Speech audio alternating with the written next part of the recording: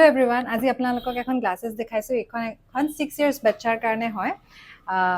এটা প্লাষ্টিক ধুনীয়া flexible type of frame, কাৰণ বাচ্চাৰ কাৰণে এইটো বহুত ইম্পৰ্টেণ্ট যে বাচ্চাৰ ফ্ৰেমটো সদায় ধুনীয়াকৈ ৱেল ফিটেড হ'ব লাগে, যাতে চকুৰ পৰা তলত আহি নাযায়। বাচ্চাটোৱে চশমাযোৰৰ চেণ্ট্ৰেল পৰ্চন থ্ৰু দি দেখা পায়, তেতিয়াহে কামত আহিব।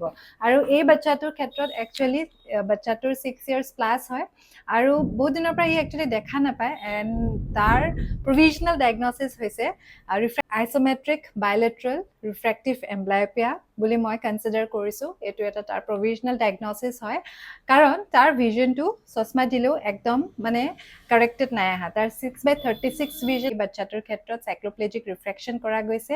তাৰ পাছত আকৌ লেন্সেছখিনি দি এট দ্য বেষ্ট সি যিমানখিনি একচেপ্ট কৰিছে ফুল কাৰেক্টেড ভিজনটো দিয়া গৈছে। চ' ফুল কাৰেক্টেড ভিজন দিয়াৰ পাছত 6/24 মান ভিজন আছে, কিন্তু এই বাচ্চাটোত একচুৱেলি আফটাৰ 6 উইকছ মই আকৌ মনিটৰ কৰিম। যদি এই বাচ্চাটোত ৰিফ্ৰেক্টিভ এম্বলাইপিয়াই হয়, then there is a chance of improvement. এই ভিজনটো 6 উইকছ টু 16 উইকছ তেনেকুৱাৰ মানত অলপ হ'লেও ইম্প্ৰুভ হ'ব।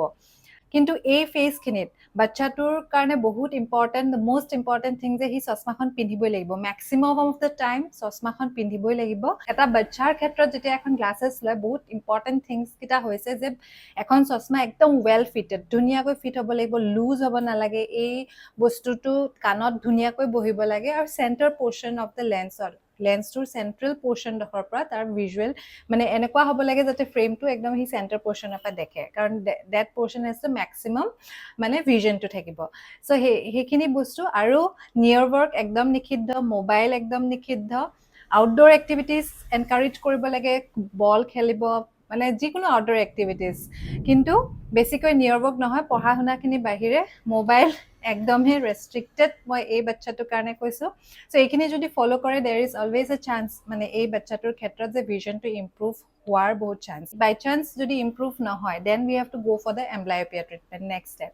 চ' এনেকৈ এটা ষ্টেপকৈ এটা বাচ্চাৰ ক্ষেত্ৰত সদায় ৰিফ্ৰেকশ্যনটো সিমান ইম্পৰ্টেণ্ট হয়। আমি এবাৰতে এখন চশমা দি দিলেও তাতে খতম কেতিয়াও নহয়, আমি ষ্টেপ ৱাইজ বস্তুখিনি যাব লাগে।